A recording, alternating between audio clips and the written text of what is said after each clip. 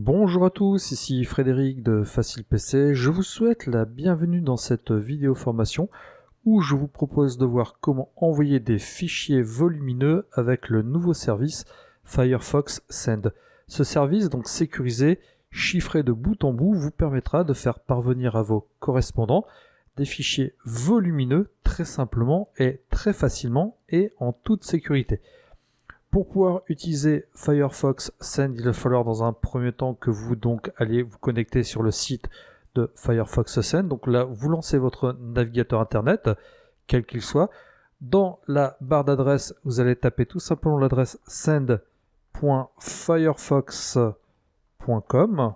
Une fois que vous avez tapé l'adresse, vous validez avec la touche Entrée de votre clavier.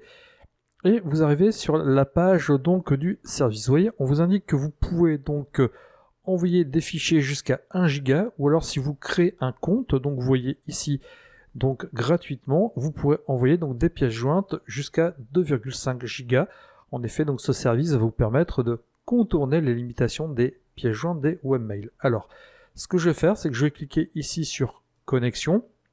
Je vais entrer l'adresse électronique qui va me servir à créer mon compte.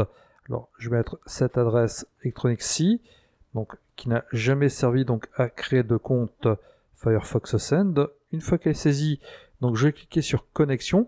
Et là, comme l'adresse n'est pas référencée côté Firefox Send, on va me demander de créer un compte. Alors là, on va me demander pour ce compte de mettre un mot de passe. Alors, je vais faire attention de mettre le bon mot de passe. Je mets ici une seconde fois le mot de passe. On vous demande de mettre votre âge. Alors là, vous mettez l'âge que vous souhaitez. Et ensuite, si vous le souhaitez, vous pouvez cocher recevoir les dernières actualités concernant Mozilla Firefox. Donc là, je ne vais pas le faire. Et je vais cliquer ici tout simplement sur créer mon compte. Alors là, je ne vais pas enregistrer les données. Et ce qui se passe, c'est que sur la boîte mail qui vous a servi à créer le compte Firefox Send, vous allez recevoir un mail de Firefox vous demandant de confirmer tout ça. Vous cliquez sur le mail, vous cliquez sur activer maintenant, et voilà, ce n'est pas plus compliqué, votre compte est prêt à être utilisé. Donc là, j'en profitais pour fermer cet onglet. Je retourne ici, sur l'interface de Firefox Send, et vous allez voir que pour envoyer des fichiers, c'est un jeu d'enfant. Soit vous faites glisser vos fichiers par simple glisser-déplacer, vous voyez, j'ai dans mon dossier téléchargement, et j'aimerais envoyer ces deux fichiers, soit vous les sectionnez et vous allez faire un glisser-déplacer et automatiquement le fichier est ajouté, ou alors vous pouvez tout simplement cliquer ici sur sélectionner des fichiers à envoyer. Ensuite, de manière classique, vous allez vous rendre dans le dossier de votre ordinateur où vous souhaitez ajouter le fichier envoyé, et ce n'est pas plus compliqué que ça. Un récapitulatif est fait ici, vous voyez, on vous dit que le service vous permet de partager des fichiers chiffrés de bout en bout, ainsi qu'un lien qui expire automatiquement. En gros, une fois que le partage est terminé, les fichiers sont supprimés et Firefox Send ne garde pas du tout les fichiers sur un quelconque serveur. Alors, les téléchargements, vous avez la possibilité de les paramétrer. Vous voyez, vous pouvez choisir que le téléchargement expire après, par exemple, un téléchargement, 2, 3, 4, 5, 20, 50, 100 téléchargements. Ou alors, vous pouvez choisir que le téléchargement expire après 5 minutes, 1 heure, 1 jour, 7 jours.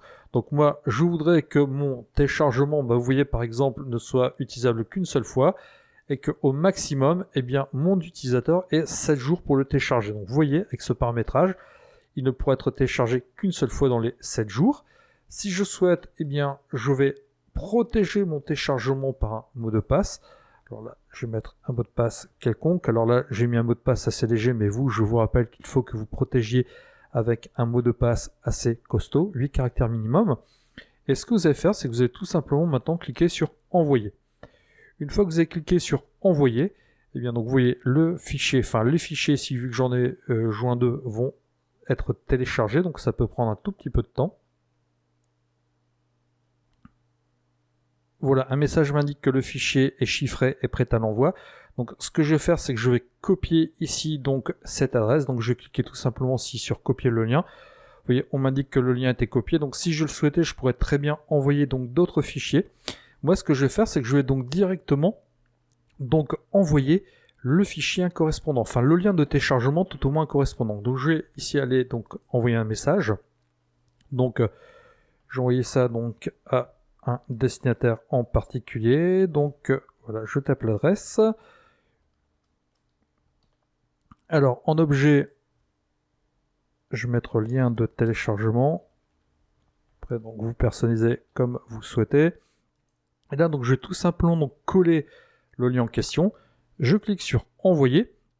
Et maintenant, ce qui restera à faire donc à mon correspondant, c'est d'aller tout simplement donc dans sa boîte mail. Donc je m'étais déjà ici connecté donc sur la boîte mail donc en question. Donc je vais patienter quelques instants le temps que le message arrive. Oui, le message est arrivé, donc lien de téléchargement. Je vais cliquer dessus et quand je vais cliquer sur ce lien, eh bien automatiquement donc mon correspondant va être redirigé vers cette page de téléchargement et comme j'ai protégé le téléchargement par un mot de passe, eh bien il va falloir effectivement que le mot de passe soit saisi. Je vais cliquer ici sur déverrouiller et là donc je n'ai plus qu'à cliquer sur télécharger et automatiquement eh bien je vais pouvoir donc comme cela donc télécharger les fichiers qui m'ont été envoyés. Vous voyez que c'est très très simple, c'est très rapide, c'est très pratique. Donc et là bien sûr ensuite ils ont été téléchargés donc dans mon navigateur. Donc vous voyez que ici donc mes fichiers sont bien présents et donc je pourrai ensuite les exploiter. Et nous allons refaire un test étant donné que nous avions donc paramétré donc le téléchargement pour que le fichier pour qu'il ne soit téléchargé qu'une seule fois, donc ou alors qu'il soit téléchargé pendant 7 jours. Alors on est bien d'accord que quand on a paramétré tout à l'heure un téléchargement en 7 jours, ce sera donc le premier des deux termes échus qui verrouillera le fichier. Par exemple, si le fichier est téléchargé dès le premier jour, une fois, après le fichier ne sera plus téléchargeable. Ou alors s'il n'a pas été téléchargé au bout de 7 jours, il ne sera pas téléchargeable non plus. Vous voyez, si je reclique ici, eh bien tout simplement, donc on m'indique que le lien a expiré et effectivement, donc je ne peux plus du tout télécharger quoi que ce soit. Donc vous voyez que Firefox Send est un nouveau service qui est plutôt pas mal, donc qui est un service sécurisé. Je l'utilise donc depuis qu'il est donc en ligne pour envoyer mes fichiers quand je souhaite avoir un minimum de sécurité. Je souhaitais donc vous faire partager donc ce service en ligne. Alors si vous en avez besoin, n'hésitez pas à l'utiliser. Je vous remercie de votre attention et je vous dis à bientôt dans une prochaine vidéo formation. Au revoir.